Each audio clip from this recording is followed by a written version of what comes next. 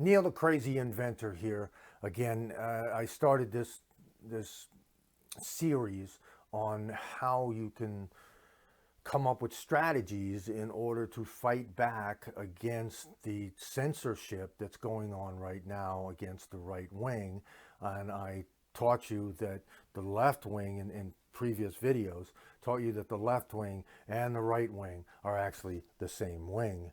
And when you go, if you make an entire a circle, you've got the right side, you've got the left side, and here the right wing and the left wing are really, really good people. They really love each other. They really believe in each other, and they want the best for one another. And as you separate, they get further and further from agreeing. But it goes in a full circle, and right wing and left wing again meet here. Only here they're so radical that they literally will kill you if you do not agree with them. The only time that these two wings will come together is if they can work together to kill you. So, and that's how radical they start to get. But so back in the 60s, the left wing was being crushed by the right wing, and the corporations were on the right wing side because the right wing was the side that was winning. And corporations want to be on the winning side. They don't really care what side they're on, just as long as the winning side. And so back then they were on the right wing. Well, they did everything that the left wing is now doing. And the left wing now is, when we go to court, they're having kangaroo courts all the way up against the leader of the right wing, which is Donald Trump. And I taught you that in the last video. So you have to come up with some kind of strategies. And I read this, well, I'm not quite done. I'm almost done with this book called Rules for Radicals, and I talked about it in the past. And so I said that I was going to talk to you. Hopefully the college kids will get a kick out of this and start getting some ideas, because you should have a voice. Everyone has a voice, and if somebody tries to take your voice away, you should fight back. And the fact is that you don't have a lot of money, and so you can't use money, but you do have bodies. And if you have a bunch of bodies, then you use what you have. And that's what Saul Alinsky was saying.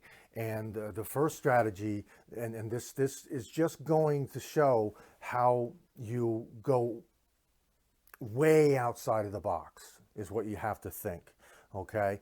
And the fact is that you need to go outside of the box against your enemies, this case the left wing, and stay within the box of your people, in this case the right wing. Back then in the 60s and early 70s, it was just the opposite. And so he says, okay, we have bodies, then we're in Chicago, that's where they were, and the city was not doing things for the people. His strategy, his goal was to have the government give the poor people more. And I would argue 100% against that. The people need to be self-sufficient. They need to be organized, and they need to be educated. And at that point, they can support themselves, and they don't have to worry about asking somebody else for something. But back then, his goal was to get something from the city so that they would just give the poor something. So this, he came up with this strategy, and it's going to sound ridiculous. It's going to sound just ridiculous. Let's just use that word. But the Chicago Symphony back then, and it may be now, was this big time thing where Chicago really, you know, they celebrated how great their symphony was. And so Saul Alinsky went to the city and said, look, you said that you were going to help out these people, and you haven't done it. And so we are going to do some things that you're not going to be happy with, but we're going to do them until you start doing what you said you were going to do. So what they did was they told the city that they were going to go to the symphony. They have bodies, and they had at least 100 people, and they were going to go there and buy at least 100 tickets, maybe more, and the city would have to sell it to them if they were available. And so you just stand at the booth until it opens, and you buy 100 tickets. So then they were going to take the people, and like I said, this sounds ridiculous, but strategies are used so you can win, not whether they're ridiculous or not. He's told the city that we were going to have those 100 people and probably more attend the symphony, but first they were going to feed them baked beans, nothing but baked beans, and a lot of them. And then they were going to go and they were going to sit down in the symphony, and they were going to enjoy the symphony with all the other people that normally enjoy the symphony. Well, this worked so well that they never actually did it. The town or the city was horrified that this might happen, and so they sat down and they started negotiating.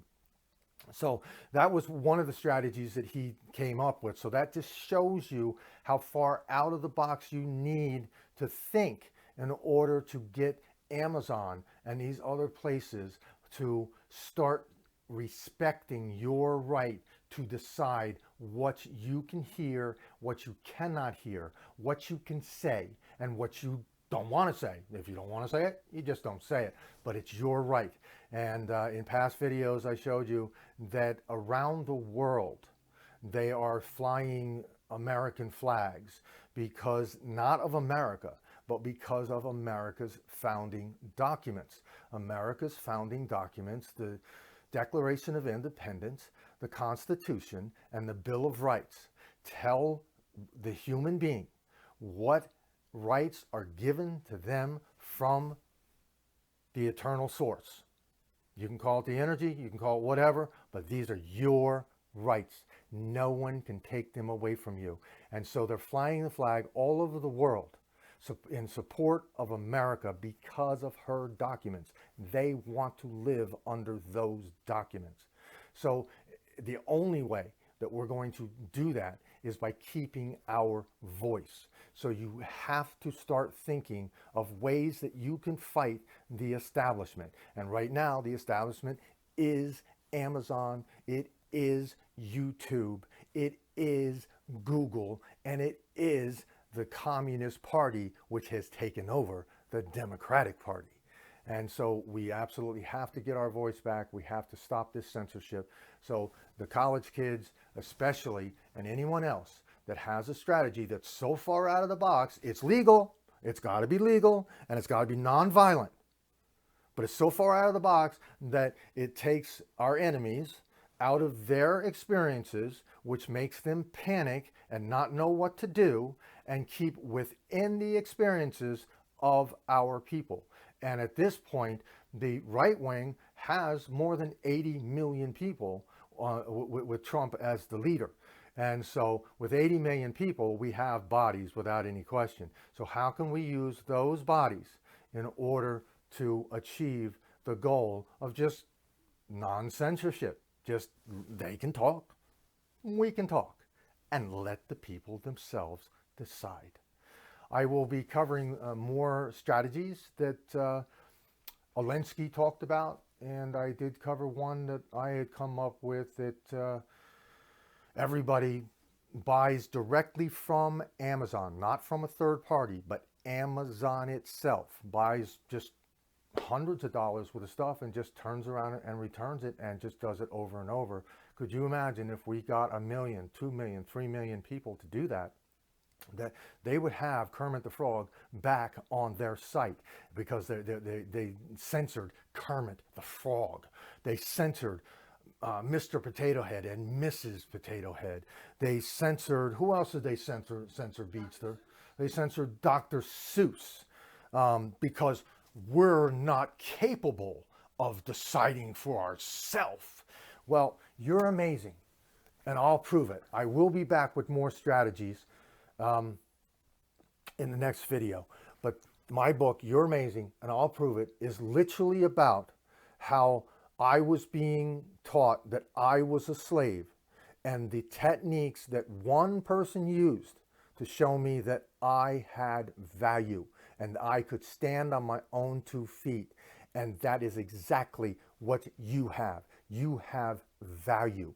You have the ability to take care of yourself. If you have the information, of which the left wing, our schools, left wing government, schools are not teaching us.